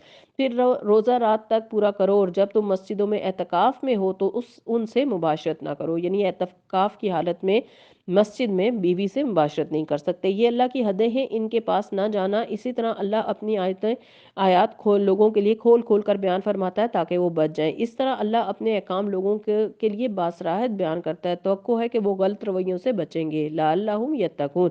وَلَا تَأْكُلُوا أَمْوَالَكُمْ بَيْنَكُمْ بِالْبَاطِلِ، اور تم آپس میں ایک دوسرے کا مال باطل طریقے پر نہ کھاؤ اور نہ ان کو رشوتاً حاکموں کے پاس لے جاؤ تاکہ تم لوگوں کے مال کا کچھ حصہ گناہ کے ساتھ نہ کھاؤ، اور حالانکہ تم جانتے ہو، یعنی رشوت نہ دو تاکہ کسی کا حق تم ہتھیا لو۔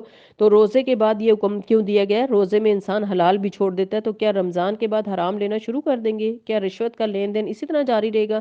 نہیں، رمضان ہمیں کیا سکھاتا ہے کہ حلال کے اندر گزر بسر کرو۔ انسان دراصل حرام کی طرف کیوں جاتا ہے؟ دنیا کی محبتیں جو نا، جب خواہشات میں اضافہ ہوتا ہے، خواہشات ہی مہلک ہوتی ہیں نا، ہلاک کرنے والی ہوتی ہیں، تو اس کے بعد رمضان کا تعین عید کا، شوال کا، سب چاند کے نظر آنے پر منحصر ہے۔ تو اس کے بارے میں کیا تعلیمات دی جا رہی ہے کہ ہمیشہ رمضان کے علاوہ بھی ہمیشہ اپنی حلال زندگی جیو۔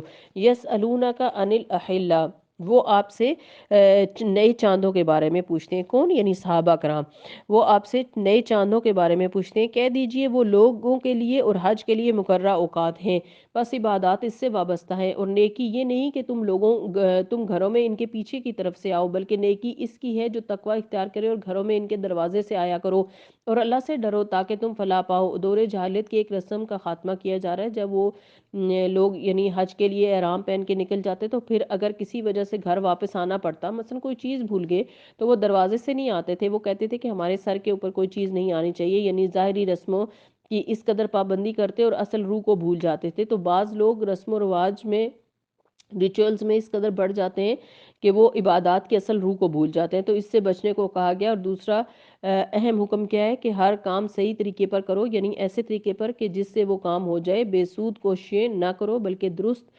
بات کرو، صحیح طریقے سے کام کرو، جہاں سے آنا چاہیے وہاں سے آؤ۔ مثلا آپ دیکھیں کہ آپ لباس کا تو نماز میں بہت خیال رکھ رہتے ہیں، دوپٹہ تو بڑا خوبصورتی سے اوڑھ لیتے ہیں، لیکن جب آپ نماز کے اندر جاتے ہیں تو آپ کو پتہ ہی نہیں ہوتا آپ نے کب نماز شروع کی تھی، کب ختم کی، اور آپ اللہ سے کیا باتیں کر رہی تھی اور اپنے نفس سے کیا باتیں کر رہی تھی۔ تو اس لیے صرف ظاہری جہاں تک ضروری ہو کریں، لیکن صرف ظاہریت پہ نہیں رہنا چاہیے، اندر روح تک بھی انسان کو ہر عمل کے جانا چاہیے۔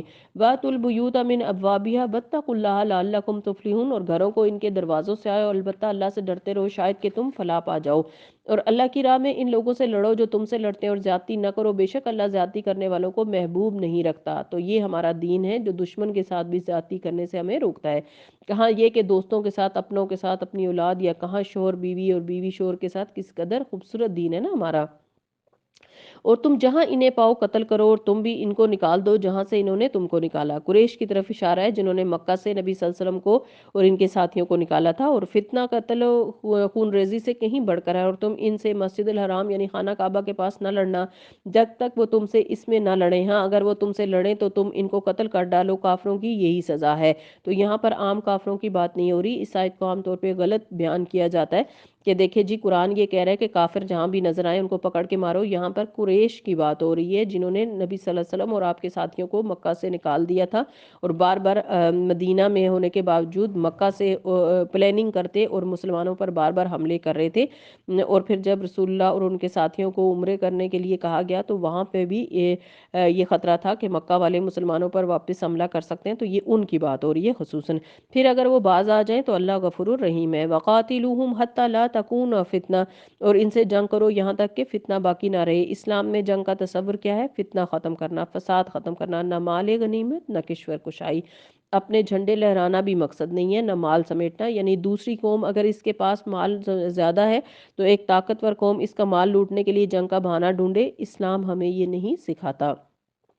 وَيَكُونَ الدِّينَ لِلَّهِ، اور دین سارے کا سارا اللہ ہی کے لیے ہو جائے، یہ ہے مقصد۔ اور اگر وہ فتنے سے باز آ جائیں تو ظالموں کے سوا کسی پر زیادتی نہیں۔ محترم مہینہ محترم مہینے کے بدلے میں ہے، یعنی حرام مہینہ حرام مہینے کے بدلے ہے، یعنی اگر کوئی اس میں جنگ کرے تو پھر تم اس میں جنگ کر سکتے ہو بصورت دیگر، ادروائز تم ایسا نہیں کرو گے۔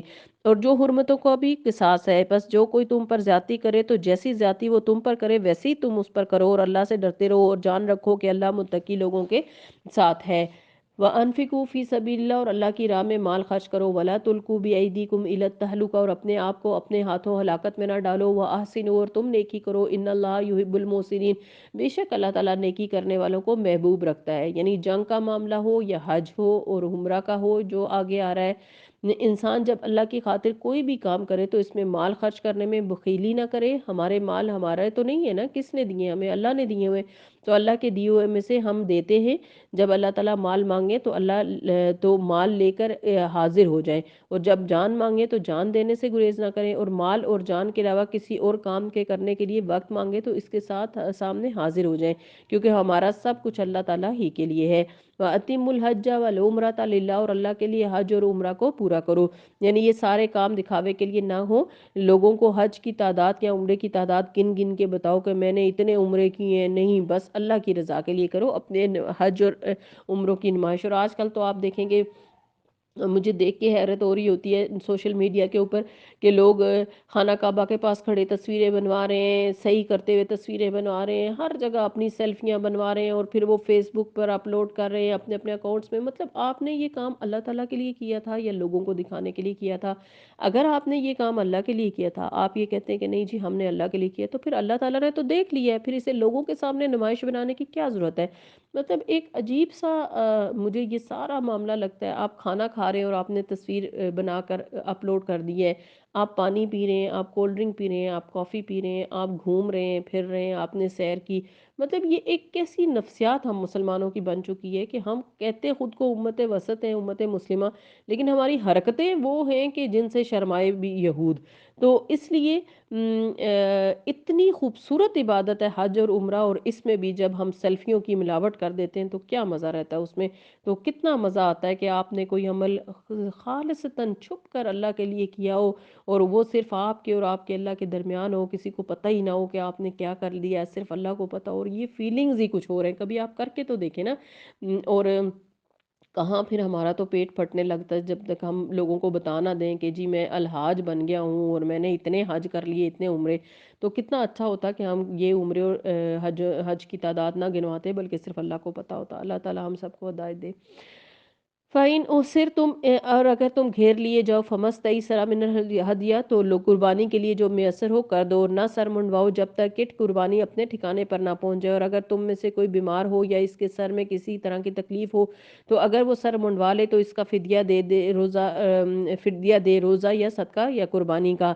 پھر جب تم امن میں آ جاؤ تو جو حج تک عمرے سے فائدہ اٹھانا چاہے وہ جو قربانی میسر ہو، اور جو قربانی نہ پائے وہ 3 روزے رکھے ایام حج میں، اور 7 جب تم واپس لوٹو، یہ پورے 10 ہوں گے۔ یہ حکم اس شخص کے لیے ہے جس کے اہل و عیال مکہ میں نہ رہتے ہوں۔ واتقوا اللہ، اور اللہ سے ڈرو، وَاعْلَمُوا، اور جان رکھو، ان اللہ شدید العقاب، اور بے شک اللہ تعالیٰ سخت سزا دینے والا ہے۔ تو اللہ سبحانہ وتعالیٰ جہاں بہت مہربان ہے وہاں شدید العقاب بھی ہیں، یہ اللہ تعالیٰ کی صفت ہے، اور اس طرح صفت نہیں ہے جیسے باقی نام ہیں، یہ اللہ کا فعل ہے، یعنی سارے نام اللہ تعالیٰ کی صفات بھی ہیں، ٹھیک ہے، لیکن صفات اللہ تعالیٰ کے نام نہیں۔ یہ اصول یاد رکھیے، کچھ صفات اللہ تعالیٰ کی فعلی صفات ہیں اور کچھ دیگر، یعنی جو اللہ تعالیٰ نے کرنا ہوتا ہے۔ الحج اشہر معلومات، حج کے مہینے معلوم ہیں، مقرر ہیں، تو جو شخص ان مہینوں میں حج کو لازم کر لے تو حج کے دوران نہ کوئی بے حیائی کی بات کرے، نہ کوئی گناہ کرے، نہ لڑائی جھگڑا کرے، کیونکہ حج کا سفر پرامن سفر ہے۔ اور جو نیک کام تم کرو گے اللہ اس کو جان لے گا، اور تم زیادہ راہ لے لیا کرو، بے شک بہترین زیادہ راہ تقوی ہے، یعنی تقوی ساتھ لے جاؤ، اللہ تعالیٰ سے ڈرتے ہوئے حج کرو تاکہ کسی پر زیادتی نہ ہو، اور نہ اور تمام ارکان ٹھیک ٹھیک ادا کرو، اے عقل والو مجھ ہی سے ڈرتے رہو۔ تو حج کے موقع پر یہ بات ضرور بتاؤں گی، حج اور عمرے کے لیے جائیں بہت مختصر سامان لے کے جائیں، کیونکہ اگر آپ زیادہ سامان لے کر وہاں چلے گے تو آپ اپنے عبادت پر اور اپنے صحت پر توجہ دینے کے بجائے سامان کو ہی سمیٹتے اور سنبھالتے رہیں گے، اس لیے مختصر سا سامان لے کے جائیں، کیونکہ یہاں پر کہا گیا ہے کہ بہترین زیادہ راہ تقوی ہے، تو تھوڑے میں گزارا کریں تاکہ آپ امن سے اور اچھے طریقے سے حج اور عمرہ کر سکیں۔ اور تم پر کچھ گناہ نہیں کہ حج کے دوران اپنے رب کا فضل تلاش کرو، پھر جب تم عرفات سے لوٹو تو مشعر الحرام یعنی مزدلفہ کے پاس اللہ کا ذکر کرو، اور اس کا ذکر ایسے کرو جس طرح اس نے تمہیں ہدایت دی، یعنی اللہ کے ذکر میں بھی اس بات کو ملحوظ خاطر رکھنا چاہیے، ذکر اس طریقے پر ہو جو ہم کو سکھایا گیا ہے، ذکر کے خود ساختہ طریقے ایجاد نہیں کرنے چاہیے ورنہ وہ بدعت میں شمار ہوں گے، اور اس کا ذکر ایسے کرو جس طرح اس نے تمہیں ہدایت دی، اور بے شک تم لوگ اس سے قبل گمراہوں میں سے تھے۔ پھر جہاں سے لوگ واپس لوٹے وہیں سے تم بھی لوٹو، اور اللہ سے بخشش مانگو، بے شک اللہ غفور رحیم ہے۔ پھر جب تم حج کے مناسک پورے کر چکو تو اللہ کو یاد کرو جس طرح اپنے باپ دادا کو یاد کیا کرتے تھے، بلکہ اس سے بھی زیادہ۔